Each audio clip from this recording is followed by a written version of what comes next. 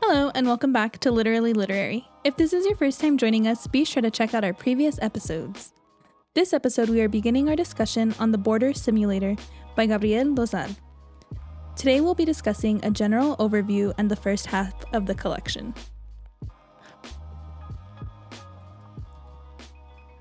All right. So are we in the simulation now? Does this podcast count as a simulation?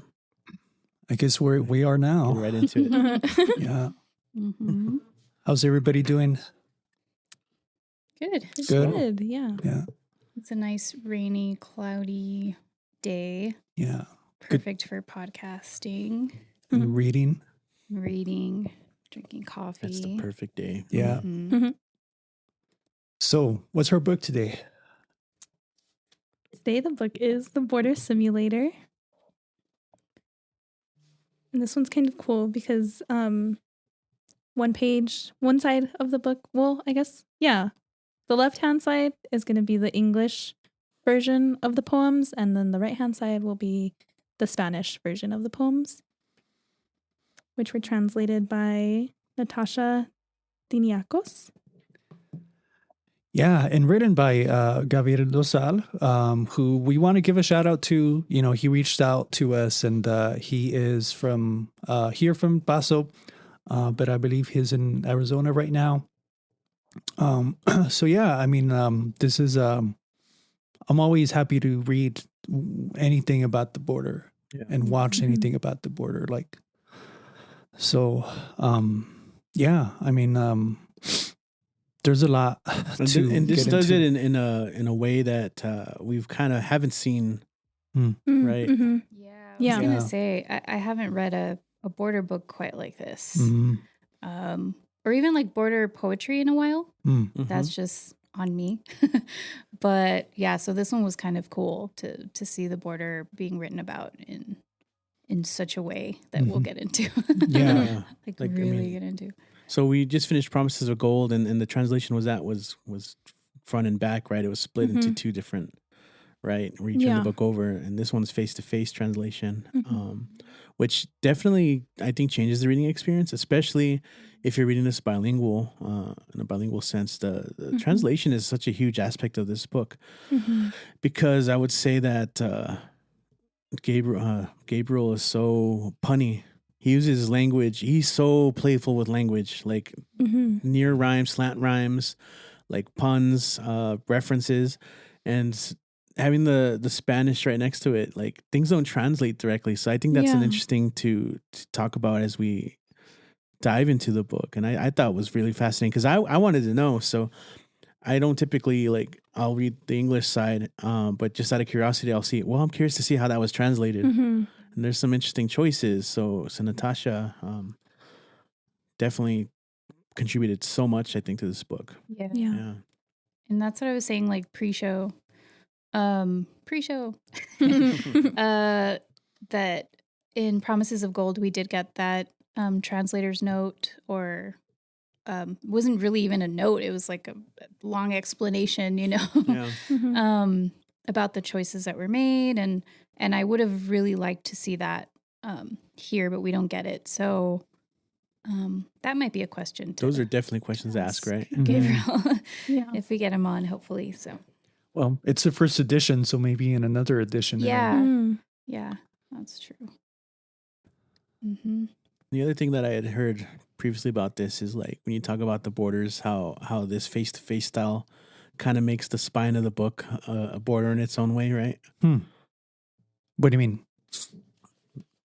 Oh, yeah. From moving from English to Spanish. And even then, it's not like one-on-one, because there's Spanglish, there's Spanish used on the English side, and vice versa. There's English phrases that I think Natasha deliberately left in English because maybe it was untranslatable or just made more sense not to translate. Which is very frontera, very border, right? You hear all versions like that on both sides. Yesterday, I was using the word holgazana, And then we were trying to figure out like what the English translation was, and like, no, there's no English like direct translation, you know. Yeah. But yeah, that's a good point too. Like, and just how that changes it from having it like side by side, and some of them do or aren't exactly the same length either. Yeah. That's like another challenge, right? Since it's not like the text becomes longer on one end, sometimes you have to get creative too on the way the page layout is. So I got to give a shout out to the layout, whoever put together to be printed, right? Yeah. Oh, speaking of Jose Olivares and Promises of Gold, right? A thread from last episode, he gave a blurb. Oh, yeah. On this, right? Yeah. A new technology altogether, one that undoes the fabrication of the border so that we may see clearly all its violence and stories and teeth. Dozal's poems are urgent / insurgent, which is a style that Dozal uses in the book, right? That style. And will stick with me for a long time. So I thought that was a cool thread after just finishing talking about his book. Yeah, it's a good connection. And I think maybe the best way to get through this book is making those connections, whether it's through our own lived experiences here in the border, or through some of the pop culture and the theoretical concepts that Gabriel brings in here. Yeah. So essentially, you can have a certain depth to reading this, right? On with a particular background, especially if you know English and Spanish. It's a more complex reading, I think. We were talking a lot about earlier. There's a lot of allusions, a lot of pop culture references, which I guess we'll get to when we go poem by poem. But it's definitely rich in that way. Yeah, it's rich in many ways. The way we used it also was like dense, right? You're like very dense. trotting through language and the uniqueness of poetry, right? In that the use of white space and enjambment and symbols, right? That could be a little intimidating if you're not used to reading poetry. And then there's a kind of postmodernist to nature to it, right? Because of how meta it is. You know, you mentioned the wordplay, but there's also the, you know, from the theoretical aspect, the idea of the border as a simulator, and the idea of these poems as a narrative, right? Because they're all interconnected. And so you have, you know, primitivo and primitiva. And so, you know, one of them is, you know, working in the border, I guess, becomes part of customs. And so there's a lot in terms of like the perspective and whether you are seeing what the border really is, like in flesh and blood. Or, you know, as I was reading it, I know you mentioned The Matrix, Richie, but I was also thinking if you guys have seen Sleep Dealer. No? Listen. So one of the most amazing works about the border that I've seen, it's an indie flick where it's dystopian. And this guy, he works for the border as like he operates a drone through VR. So, and then he's a migrant, right? So what this is like how the surveillance, you know, capitalistic government ends up deploying migrants to patrol the border.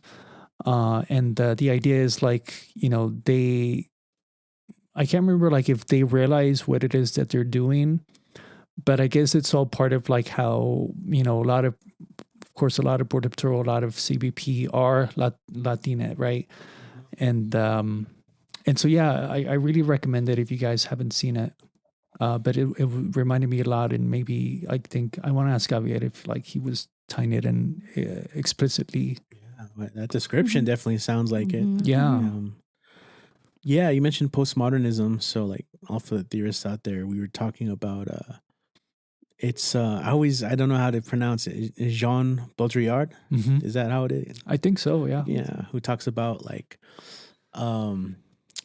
realism, hyperrealism, the simulacra, and I wouldn't necessarily call it simulacra, but it's just this idea of what's real and what's like the representation of the real, and how that can interplay and intermix where the thing being simulated, it's simulation. That's the word that he uses, right? The thing that's being simulated becomes more real than the real thing, and so it's like a little bit playing that, because when you talk about the border and technology, it's a very real thing, right? The type of surveillance technologies that continue to advance, and then just the straightforward theme of, people who have crossed, at least if not immediately, first, second generation, becoming part of the customs and the border, part of the machine, part of the surveillance. Yeah. And I think that shows up a lot in this. Yeah. Yeah, I think it's just really cool to have that postmodernist, or in how I saw it, like very sci-fi kind of reading of the border. I did, that was also a question I had, just why, why use Why? just why? The question is just why? Just why? Why the simulator? Why make that like the foundation for it, where the border is already very complex. And to add that level of complexity to it, I think was a really interesting choice. Made it a lot harder for me to read it personally. Yeah. Even as someone who's familiar with the border, which maybe if someone who isn't from here is reading this, can maybe understand a little bit of that. Yeah. Frustration of the complexities and a lot of the contradictions of it. But how did you have the same experience? Yeah, I definitely struggled reading this one a little bit. I'm trying to think of what I want to say.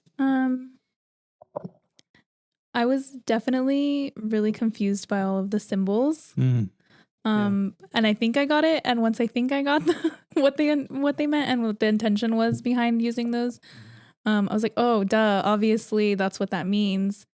But I'm still like, is that what that means? And so that threw me off a lot while I was reading it and trying to like decipher, I guess, the code. Yeah. What I tell my students all the time is like, don't worry about like deciphering exactly like this has to mean this. It's like, could it mean that? Yeah, I think that's where I am. Yeah, so like, I think this is what it means, then but maybe it's not.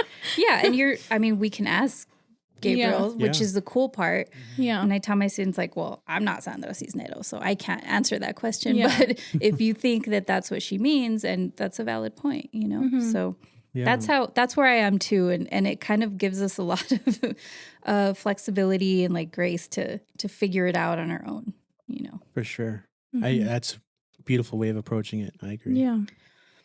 Also, when I started reading this, I started reading along with the audiobook.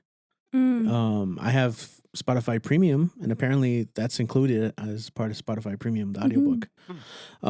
I didn't finish it just because I think it's him reading it. Oh, really? For one, yeah. And Natasha, I think, reading it. They're both reading each section like back to back. It's really cool to read that way.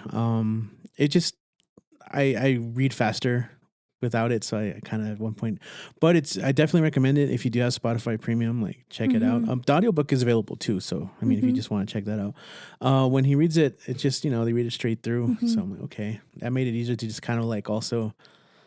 To me, I interpreted the symbols as like a lot of this is about technology and matrices and technology, right? Zeros and ones and input, right? Information.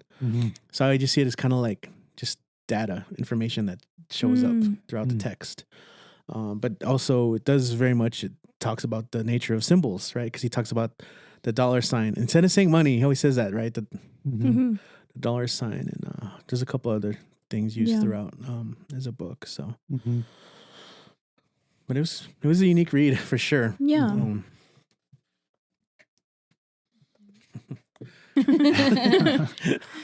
That's why full stop. That was my first question too. I have show notes that I use, and I was like, "What?" I mean, it wasn't just like why, but like, why'd you create a simulation out of the border? Mm.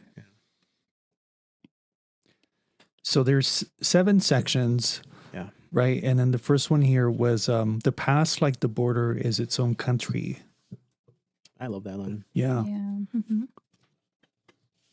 And we were saying how it keeps coming up throughout the collection. So there's a lot of repetition of ideas, of scenes, of lines. So that's one of them. Yeah. Yeah, I think we always reference this meme now, right? The Leo meme, right? Like that. Oh, there's that line again, because it does appear several times later on. Well, for the first poem, Border Verses, I think it's just like that opening, even the title, right? Kind of, he's very playful with language, and I like this idea of verses. Kind of play on words here because he uses VS, which is normally you use as the other type of verses, right? When you're challenging, when it's a competition or a match. Mike Tyson versus, whatever, Vander Holyfield. I don't know why I went so back for that one. That's okay. We get it. Maybe not Vanessa because she's California, but just kidding. That one did make it on air. Okay. But of course verses too, like poetry. And I like that setup, right? Because he's all throughout playing around with the multiple meanings of words and like bending like the way they're said just enough that it becomes another word or meaning. And then of course that opening line, right? The border simulator, like the real border, was made up of narratives that passed inspection, right? Like he brings up this idea of the real simulation and the real right away. So makes me again think of Baudrillard. But I don't know what you guys had on this first. If you had anything on this first poem. I really liked the last 2 lines of this one. Stories that exist versus invented ones, and the stories are looking for work. And I kind of just made me think of like stories are people, and like just that's how things keep going, I guess. Like we tell stories and just like the art of storytelling. And like the last line, stories are looking for work. Just even the people in the working class have their stories. And Yeah, I like that. We're also introduced to the brother-sister duo, right? Primitivo and Primitiva. So that's good to know. I think that's something we wanted to talk about maybe as we go more, right? Like the characterization here of those two. Yeah. And yeah, as you mentioned, the connection to Baudrillard, and also, those of us who are old enough to have seen The Matrix from 1997, I think it was. okay. Pick on Vanessa. I don't know.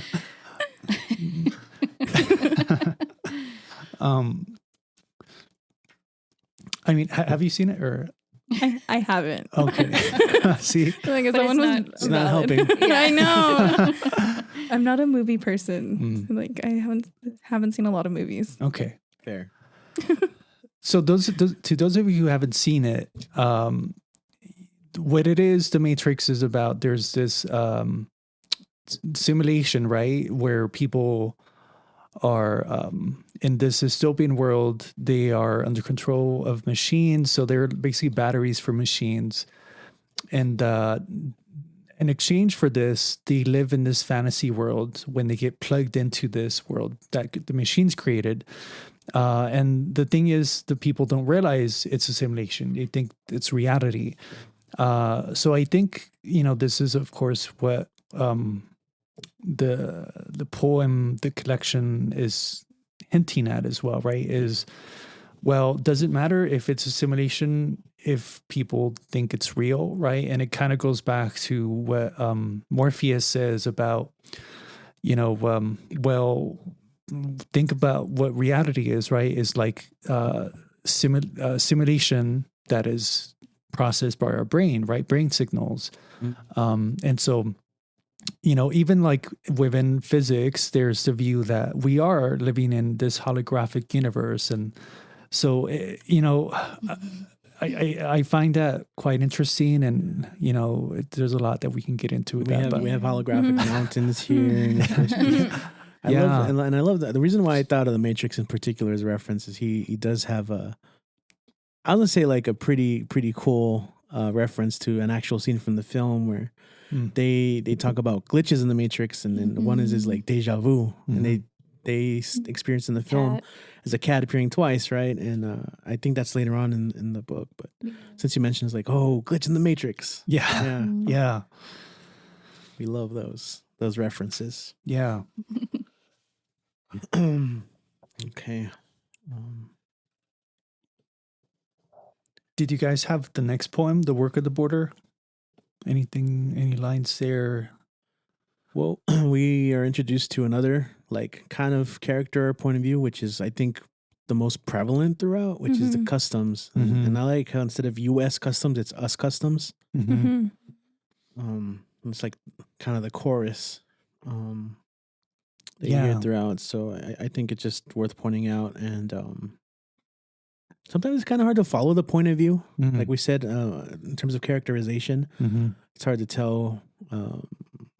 Or we don't see a whole lot of Primitiva later, but I mean, I guess we can get there once we get to some of her pieces. The other thing was I like this idea of the past future jammed together like that. Border, like past and future, like they're jammed together. So that's one thing jammed in, and there's no room for the present. So that's why they're seeking for the elusive present moment.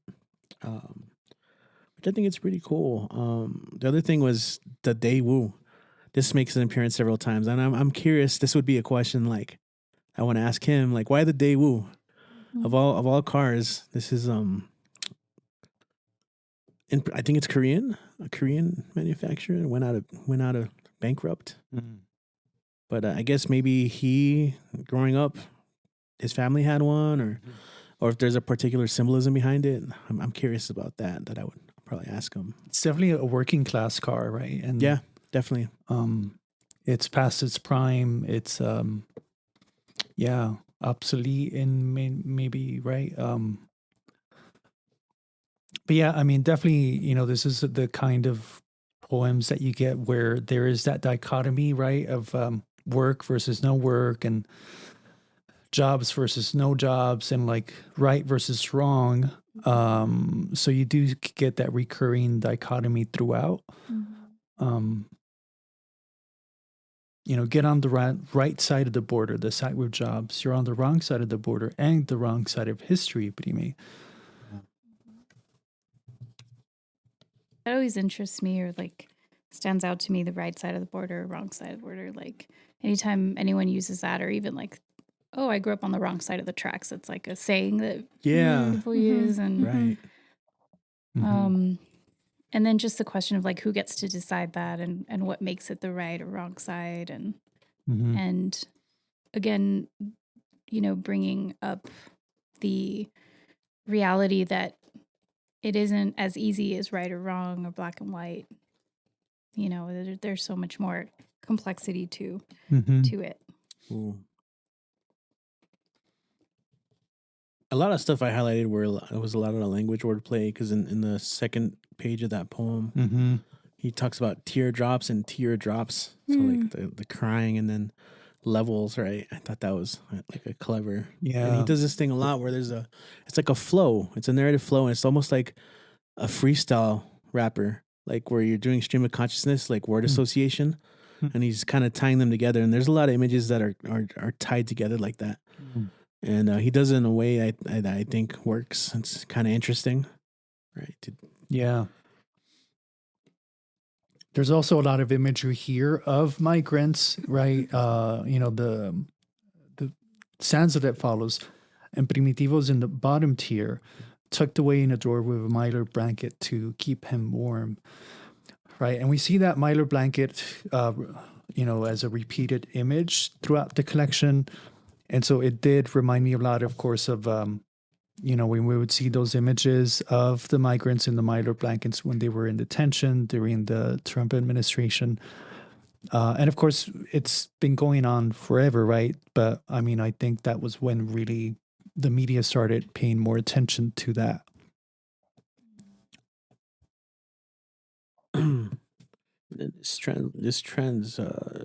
This poem bleeds into the next one, which brings up Primitiva, right? And this idea of caricature, a cartooned. Mm-hmm. J. Cristo there. Yeah, I highlighted that section. Yeah. It's the first instance of the zombie truth. Right around Easter time, you would say, too, like as we're recording this. Right? J. Cristo might be your co-pilot, Primitiva, but you're ours. And if we find you passed out in the desert, it's us who will carry you the rest of the way. Straight into a holding cell, and in 3 days, you'll arise and return as the zombie truth. Yeah. How people's react to that one. I enjoyed it personally. But. Yeah. We know this parable. This crosser follows the same parabola. I feel like this is a collection that like really would hit different when it is performed because of so much wordplay. Yeah, I agree. Which is why I definitely recommend listening to the audiobook. Yeah. I guess something we talked about like pop culture a little bit, but there's a lot of internet lingo that sneaks its way into here, and I guess I'm adding to the simulator by using even that language sneaking into, right? Because that next piece on page 12, right? He references copy pastas. You guys know? I didn't know what they were. Okay. But now I do. Yeah, like it's like an internet thing, we talk about memes all the time. It's a type of meme, I would say, right? Where it's just a text that is copied again and again in certain situations. Creepy pastas kind of are a subgenre of that. Yeah. Which are referenced later. But I thought that was kind of interesting, the use of like internet lingo here, and he does it with other things too, like crypto and what are some other things? He mentioned TikTok. And that poem itself, right, on 12, if that's the one you're... Yes. So it says right there, right, where the bottom stanza, anyone can sneak these words past, right? And so there's a lot of that meta nature to it, where you do imagine the words being smuggled, the ideas being smuggled. Yeah. We're also introduced to like another kind of character reference, which are the Rossers. Which I think is super interesting. So Rossers to kind of rhyme with crossers, but crossers are like, they're people who've already crossed and they go to Ross all the time. Rossers. Yeah.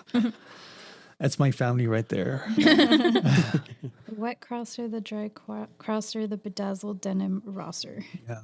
Damn, spit some bars, poet. Yeah. I was already, it's a trabalenguas. And then there's a reference to Oregon Trail, right? On 14. We were riding a horse through the 8-bit border. Vanessa definitely doesn't know that one. Right? Do you know Oregon Trail? No, I mean, No? I've seen it. Yeah. I've never played Yeah, it. because it's like coming back, like, in memes and stuff. So Yeah, we should have you play it. Like we should do a Reacts channel. Like Vanessa plays Oregon Trail. Vanessa watches Back to the Future. Dysentery. No, I've seen that Oh, one. okay. Okay. Vanessa watches The Matrix. Okay. Yeah, I highlighted that reference too with the 8-bit border, because also the 8-bit I associate with like early technology and like its limitations, right? This idea of like early on it was like not as fully realized, but as we add to it, it gets more complex. Like with modern technology. Yeah. Where again the simulation becomes more real and more real and more real. Talk about dollar signs there as well. Dollar signs? Yeah, it's on 12 as well. He talks about, it seems, I highlighted this too, like on 12, it was just before the 8-bit part that you mentioned. It seems, snicker, my dollar signs, my genes have no border and more agency than me or my sister. So we kind of talk about also like how trade like works, I guess, between the two, and that comes up a lot. Mhm. How money travels easier and goods travel easier. And again, I like how he very much calls attention to his language play here, because seems meaning like you wouldn't have in genes, but also seemingly. He there's a piece later on where he does the opposite, right? Where it's SEEMS, and I think he means also seems. So I really like that piece right there. Yeah. Two roads diverge, but at the border. Oh, yeah. I underlined that line. Me too. Yeah, so there's a lot of allusions, references, which I think, I don't know, like they kind of take us out of the poems, or at least me. I start thinking about like other connections, and for example, like what you all were talking about with the 8-bit border, and then before that he talks about SMSs and TikTok. That takes me away from what's happening, or at least in the first reading. Maybe reading it again, I can appreciate it a little bit better, but I don't know, it was to me a little distracting. Yeah, I don't know. How did you all feel about those references other than the 8-bit border? That's how I feel with the song references. Yeah. I'm always like, oh, let me listen to the song now. And I'm like, wait, focus, Takes you focus, out and focus. you start like Yeah. singing it, and then Richie plays it in the background. Yeah. That's a premium feature. You guys don't get that. Yeah. Yeah, I mean, I would say that in my reading experience of it, I had to focus on just kind of reading it through first to get the flow of it, and then going back and like, okay, I got highlighting stuff, and like I said, a lot of time I just ended up circling like a lot of like the inner rhymes that he uses, or the like puns or wordplay. But yeah, I definitely had to force myself to like keep reading. It didn't detract from my reading of it though. Yeah, I think to me, it made me appreciate it more and connect to it more. So that's interesting how you kind of had the opposite reaction. Did you have something on 18 then? Yeah, I just again, like his repetition of like losing names, losing languages. He talks about this previously in accents and stuff like that. So I think it's just like really cool the way he's playing with language, but then he's highlighting the languages that are being lost, or like new ones that are emerging. We have trouble pronouncing your and our name in Spanish, but your name is skunked. People used to name their children Primitivo, but no more. So I really liked that. And later he uses like porfa. So again, he's kind of like slipping these words in to exist in the simulator. Even though they're being lost, I don't know if that's what he was trying to do, but like I was telling Vanessa earlier, like that I'm gonna assume that that's what's happening. And even before that, when he says, if you're on this side of the dream, that means you're the dreamer, like again, like other illusions of that term and all that it holds. Yeah. I had the same stuff highlighted too, like the dreamer stuff. I thought that was again like the playing around with meaning of language. So pronounce is used two different ways here. Like you're pronounced dead, like the announcement, and then the pronunciation of the name is one thing that is brought up often. And I liked that. Inject these narratives into my veins, porfa. But yeah, and the second page of that on 20, something that we've talked about in the show many times, right? The border agent that comes from the background of someone with a Mexican descent or somewhere else, right? My family is customs. My friends are customs, right? I mean, I guess he leads that with no one has to explain the appeal of customs to me. I thought that last line kind of talked about it, right? With the rosters mentioned, and in the rhyme too. Fellow customs sweep among us, crossers weep among us. Border Patrol sweeps the footsteps of the crossers. The tracks and trails of the rosters are raked and swept. That's the job some crossers are hoping to get, a chance to erase their own steps. I like that idea of steps representing their own journey, their own travel. Like, let's erase it. We don't know where he came from. Mm-hmm. Yeah, the erasure, I also got the symbol of like the person who pulls up the ladder behind them. Yes. When they go to a different tier. The tear there, again, that reference, that teardrop. Okay, now we got the Matrix one. Or I don't know. Did you have anything about? I guess just adding on to like what Reina said about like the names and the pronunciation.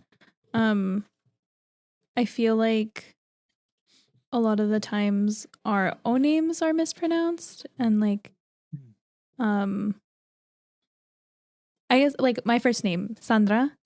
I've always said it Sandra, but a lot of people will say Sandra. Oh yeah.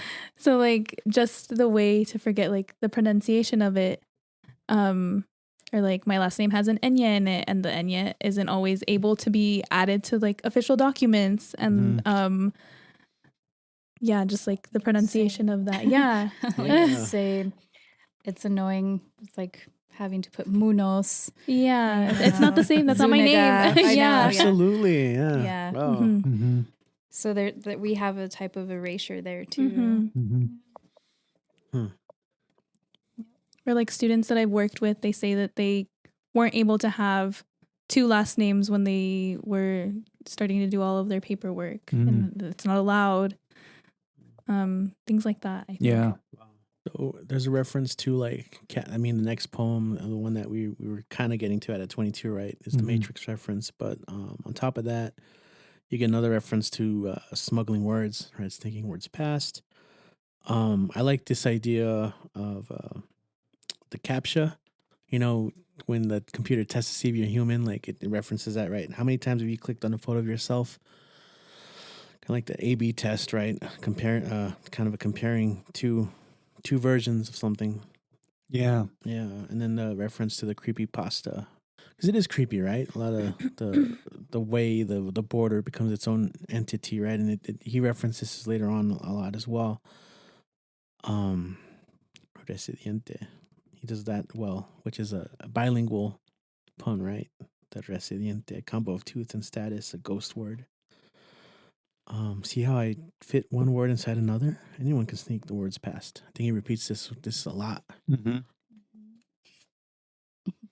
I like that part. Our Father, Halloween in Texas. Yeah.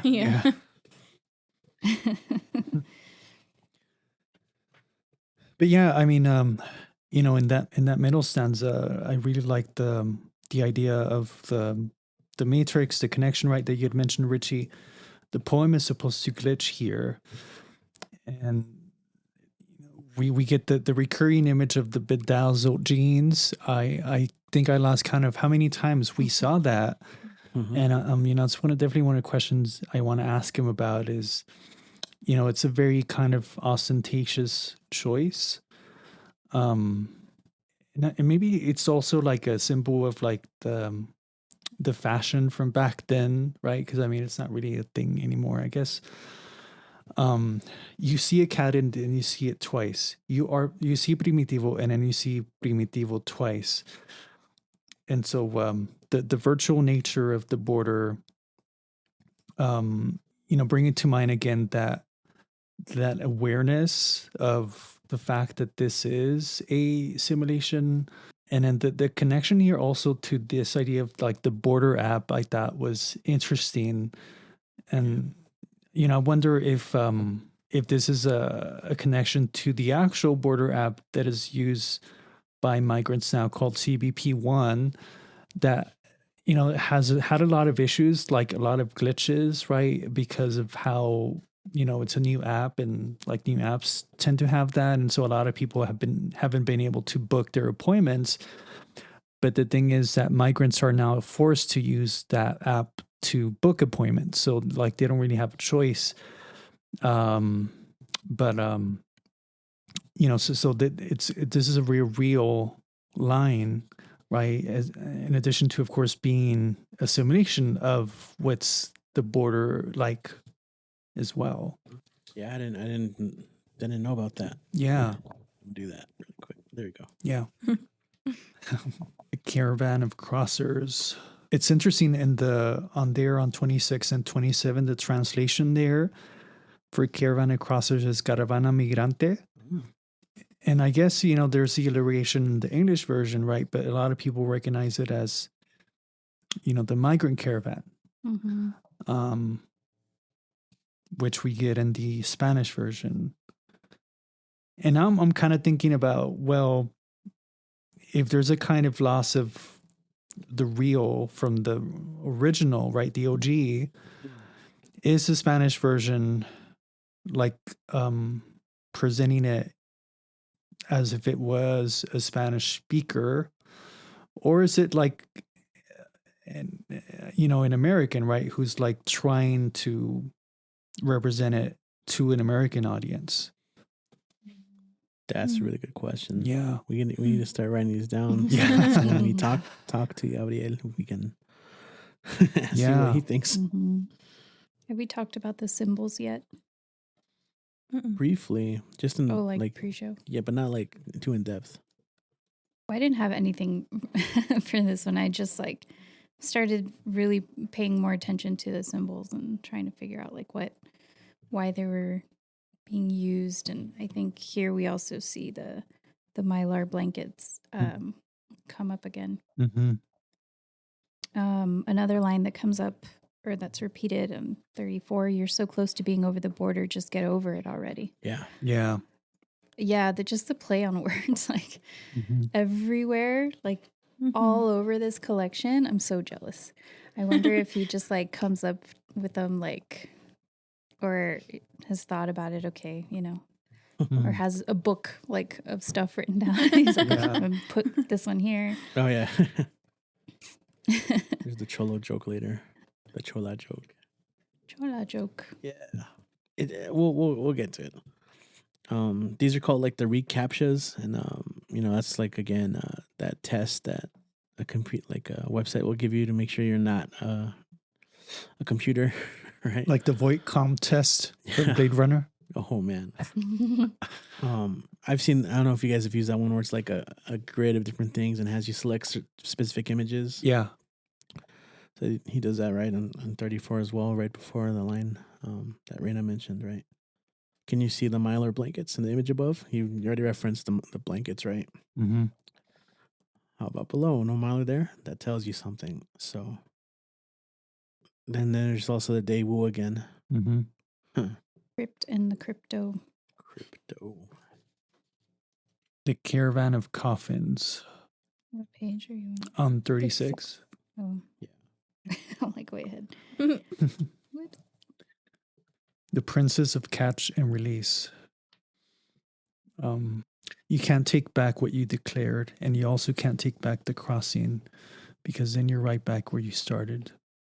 And I think going back to how this hits different when it's spoken, I think it also hits different to those of us who do cross, because, those of us who do cross or have crossed, you do declare, right? You do like, that's one of the questions you ask is like, do you have anything to declare? And so you always got to declare like, specific fruits or medicine, pretty much anything, right? And so I'm like, to me, it's almost triggering because like I'm so paranoid. I'll just declare because I'm like, I'd rather not. I'd rather play it safe. Yeah, it's kind of like whenever you go into a store and then you don't buy anything, and then you walk out and you still feel paranoid, like, oh shit, they're gonna come after me. I'm stealing. Yeah, that's how I feel too. But I'm always just triggered in general by Border Patrol. So I just have so much anxiety sitting there. I have anxiety and I have just like anger. that when I'm crossing the border, I'm like, try me. Yeah. Just say something. But, you know, it's part of life and crossing and living in the border. Mm-hmm. But it is kind of a weird way of asking, though. Like, do you have anything to declare? Mm-hmm. It's like, I do declare. But there's a lot of times where, at least me, like I'll bite my tongue, because I want to say something, but like, I have a relative there with me or, like I'll just put up with it, because then they'll send you into secondary inspection and yeah. Yep. My dad would always be like, no, and I'd be looking at all the stuff. Yeah. Like all the ruffling, you're like rustling of bags and It'd be bottles like and meats stuff. and things. Like Yeah. it'd be like My mom too. and, She's like, food. hide under the seat, and I'm like, Oh, shit, man. mom. Just like so much anxiety of like, well, what if they say something? Yeah, what if they start searching and they're like, well, what about all this stuff? Like pulling up and I'd be like, American. They haven't even said anything to me yet. Yeah.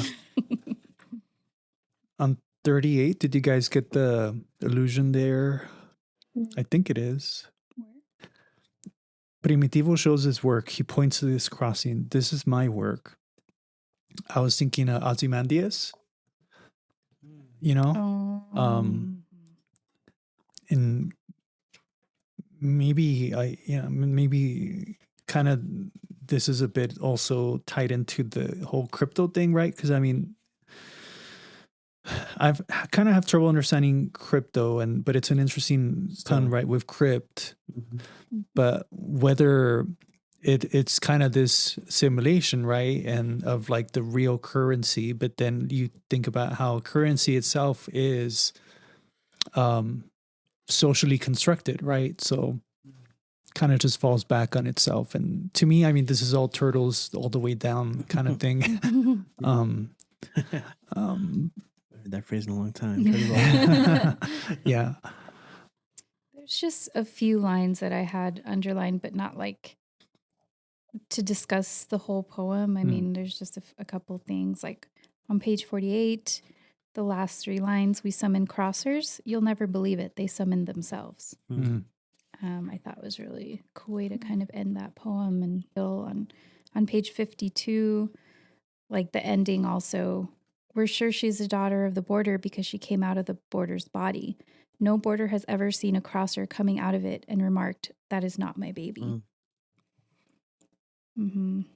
So just some lines that stood out to me from the beginning of this section. And also just kind of going back to like the border's a simulator, but the way that the border's talked about a lot throughout the collection is just very personified and like very like full of agency, like in different ways. I mean, he's giving it a lot of power in different ways, but then also describing it as like the past and like just lots of different ways to see the border. And so I kind of want to, in my second reading of this, I kind of want to go through and see how the border is talked about in every poem and just see like, the progression of it. Because I do think there's like connecting threads and stuff like that. But I also think that he talks about it really differently in lots of different poems. Maybe that's what had me like a little confused on the first reading of it. And so Primitiva is the one that, unlike Primitivo, she works at the fábrica, right? Okay. So she's already crossed and kind of like the archetype, right, of like the migrant worker. Did anyone have 54?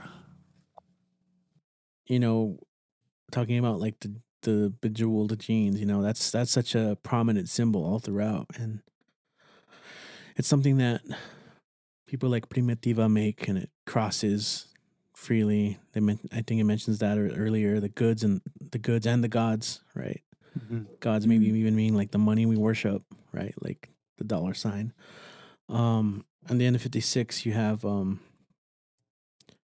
crosser named Primitiva could make copy from any old genes, but the copy pasta she wrote of the crosser's last note was too real, too true, and now she bathes in seams. I like that wordplay. I mentioned it earlier. Like seams in this case is SEAMS, but I think it'd also be SEEMS, like on page 14. Bathes in seams, like seemingly could be, you know. Yeah. And yeah, for me in this one too, the first stanza where it says, my strong line was, to come home before you've ever left is to remain unburnt by the border's sun. The challenge that crossers face is to leave their home and at the same time return. Which is, very true, right? That for many migrants, they either are deported or they do have to leave to be able to return, because of how the immigration process works. But just the image, of how so many migrants do cross through the sun, and something that what's his name, the Devil's Highway, right, with Luis Alberto Rea, reminding me a lot of there's a lot of that imagery here as well that I wonder if he's riffing off of. All my fences live in Texas. Get that? Yeah. More play on words. The crosser's map of remains. Yeah. Much. This one has that line, I'm not a vampire who has no choice but to live forever. And he talks a little bit again about like $signs. In exchange for my crossing story, I'm given $signs / more time in simulation. So yeah, I think Vanessa and I had, I don't know if it was a question, but we just noticed like how Primitiva sections were different. Obviously, the subject is different, but we didn't really notice any change in tone. Mm-hmm. Yeah. And I think Richie mentioned that because it was from the customs point of view, or just the narrator or the speaker. Yeah.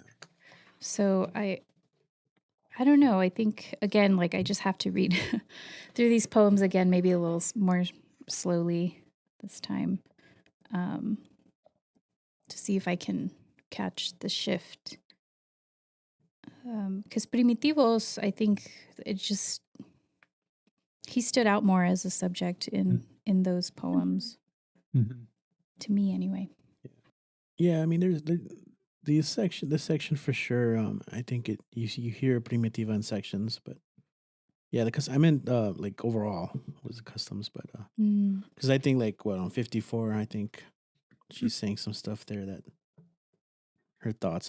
First I was afraid of telling First I was afraid of telling the story of my genes. Many of our pants are legless and thus jobless.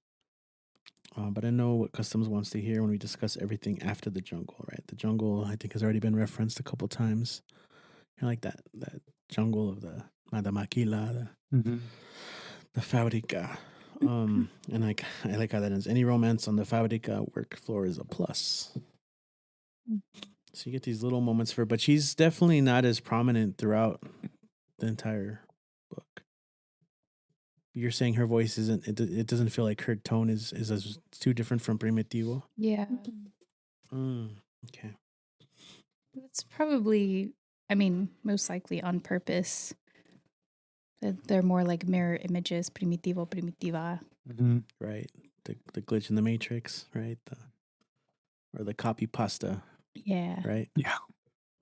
Also, like the idea of a fabrica and like fabricating stories, type like on 62. A maquila needs fiction to run, so they need my story. Duh. Anyone have anything on 66? I just circled relive and relieve part, because before that it was kind of just like slipped in there, the play on words, but now they're starting to like correct themselves. Like, whoops, I meant this. And this happens later on too, where they say something like, oh, I mean the other couple thing. times, right? And even the The narrator apologizes. Yeah. Sorry. I mean, again, back to the playful. Yeah, I had that underlined too. I also had like this idea of truth and untruth of the border, right? Those two contradictions. And then the question that's asked: how is it possible to subtract from yourself and then add to yourself? The past, like its border, is its own country. So there's the repetition of that line. And then kind of just really, I guess, the exploitive nature being mentioned at the end. This image of like, now we switch off with someone else, another worker who will wipe the serenade from our eyes. Like, it starts to kind of just talk about the replaceability, I guess, of the worker. I think that's brought up in the next one too, right? That last line really struck me. It was at the Fabrica where I learned that seams last longer than me. This next one was like the sorry. Or like a chapter kind of embedded in. Yeah, it was interesting. Yeah, it was. Borders all the way down for Alberto. I mean, I highlighted a couple of interesting passages in that. My first one there is on 72. Yeah, it's the top of the paragraph on 72 where it says, what Primitiva has learned about La Frontera is that no matter where you turn, you can find the border trying to replicate its crisis. The border is a difficult answer to question. I kind of love that that turnaround, that turn of phrase. It's kind of like, just think about the border industrial complex from the surveillance and all that. Like it's kind of referenced later too, right? It accuses you of committing the crime it's committing, you of landing what it's lording. The Fabrica needs Primitiva and others like her to cross. The Fabrica also needs her small hands and its great being wanted for a change. Just thought that was pretty relevant to Fabrica's story and a lot of others. And he had mentioned the Lower Valley before, right? But we get the Lower Valley here again with the Riverside Rangers. But yeah, I mean, there's a lot here about the what they call crimmigration, which is, you know, the intersection of like how immigrants are kind of, you know, there's that one-to-one connection that they make between immigrants and criminals. And, you know, there's scholars who've written about how, of course, not just problematic, but also, you know, the statistics, right, that criminals actually commit less crime than native people. So, yeah, I thought that was really interesting. That, almost like a chiasmus, right, of reversing the order of things. More like pop culture references to. I mean, that's kind of one of an old classical reference, the Charon, the ferryman of the dead, to who ushers us into, and then it goes to actual literally usher. Yeah. But the interesting fact, I don't know, I had to stop and look that one up. I'm like, oh, who's this? Nico Molly, yeah. Yeah. Composer, instrumentalist, played keys, piano, synth. We got zombies, of course, making the return, right? Because there's a lot of reference to dead and undead, right? Crossing and J. Cristo. Yep, exactly. Yeah. There's that line, didn't cross her employer, the employer crossed her. Yeah, like we said, it's a pretty dense collection, right? Especially this part, because it does change, right? There's allusion after allusion to play, to wordplay, to reference to the border, and that shift changes throughout the perspective, I guess. The line I liked on 80 is, the border is a continuing compromise, right? It's another trade-off. So, on 84, we have the title poem, The Border Simulator, but on 86, is that a new poem or is that part of? I think it's part of. So that's a good question, because the Border Simulator as this is only that page, appears on the Poetry Foundation website. Okay. Not the next part. Yeah, and according to the table of contents, it is It's called I Can't Write a Better Border Than the Real Border. Yeah, that's what it's supposed to spell. Hmm. Yeah. Okay, so then that's the title. Mm-hmm. Which even then, that title's already been said earlier on, right? On page. I've highlighted too many things. Mhm. Oh, page 64. There you go. What did you guys make? And it's kind of you don't see this too much, but the emphasis on the customs, right, which is what people encounter in the ports of entry, versus the border patrol, which is more typically associated with like, you know, people crossing through the desert or crossing, you know, by jumping the wall. And what we more associate, I think, with like abuses, not to say that like customs isn't immune, but just like I, as an archetype, you know, I associate border patrol more with customs. So I guess there's of course a wordplay, right, of like customs and, Mhm. but I don't know, just something, you know, we should ask Gabriel about. Yeah. True. Yeah. That's true, because I think I even said Border Patrol earlier when I was meaning customs. Mm. Yeah, the way that customs is referred to here, I'm thinking Border Patrol. Mm. I don't know. Was that your question, or like how it's used? Like if it's meant to symbolize, you know, the oppression of like the immigration system that migrants face, and you know, why not then the border patrol, which you know is seen as like, you know, the ones that do pick up migrants and do Yeah, right, because they are talking about like the crossers and whatnot, and yeah, you're right. So it's an interesting absence to me in this collection. And maybe it's mentioned like only once or twice though, but yeah. I think this is probably like the halfway point, no? Dear fellow crosser. Yeah, Could be. I think so. So why don't we wait to cross into part 2 for the next episode? Thanks for joining us on this episode of Literally Literary, recorded at Power at the Pass and brought to you by Border Census. This episode, we began our discussion on The Border Simulator by Gabriel Dozal. If you haven't read it, we hope we inspire you to pick up a copy. Join us on our next episode and follow us on Instagram at literallyliterary.ep.